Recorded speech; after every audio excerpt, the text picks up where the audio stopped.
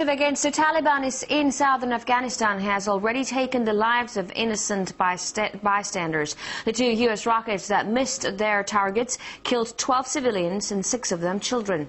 Now let's go live to London for the views of British Islamist activist Mr. Arjem Choudary, who's been very critical of the U.S. and U.K. policy in Afghanistan. Mr. Choudary, thanks for being with us. Now, NATO announced this operation in advance, apparently to spare civilian lives. So they're obviously concerned about the safety of people there, aren't they? No, that's complete nonsense. In fact, there have been tens of thousands, in fact, people say over 100,000 people who have already been killed in the 8 years since the occupation.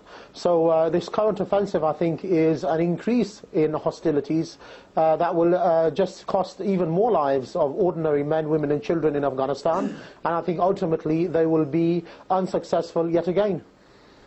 Now, the joint forces do insist progress is being made towards breaking the Taliban. Is that a realistic thing? No, I believe very strongly that the Taliban have a huge amount of support in the whole of Afghanistan. We don't believe the media propaganda that Karzai has any kind of support on the ground. In fact, what you will find is that the guerrilla attacks against the British and the American forces are happening right across the country, and they have a lot of support, as you know, from the madrasas in Pakistan. The borders are very porous. So, you know, this is a war which cannot possibly be won.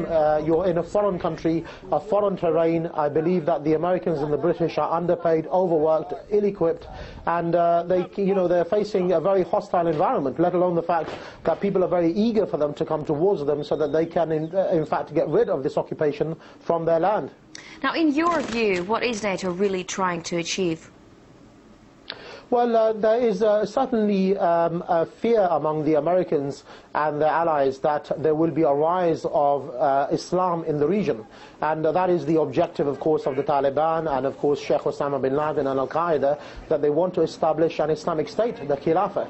And, of course, if that happens, then there will be a completely different type of foreign policy, that the Muslims will want to annex Pakistan and even India and Afghanistan, and even in Bangladesh. And therefore, you will have a superpower really unparalleled in the world, who will have as their foreign policy, in fact, to spread and to push the boundaries of the Islamic State. So this is a war to establish, yes, the economic interests of the Americans and British and their ideological interests, but most importantly, they want to stop the rise of the giant, which is called Islam, which is in the hearts of every Muslim. And ultimately, I do believe this is something which is being, manifested on every level, ideologically, economically, and of course you see it today militarily, not only in Afghanistan, but in Iraq, in Palestine, and many other parts of the world.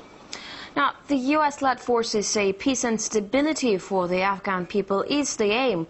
Is that not a good thing for the country?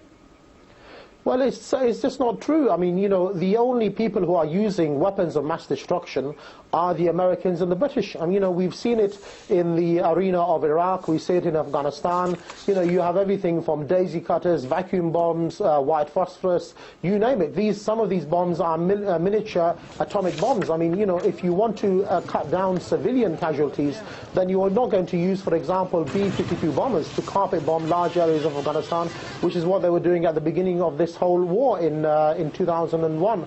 So I think that it's a lie, really. And you can even see now, before this current operation, that commentators from both the Americans and British were saying that the Taliban are going to be hiding in schools, in mosques, they're going to be in heavily populated civilian areas.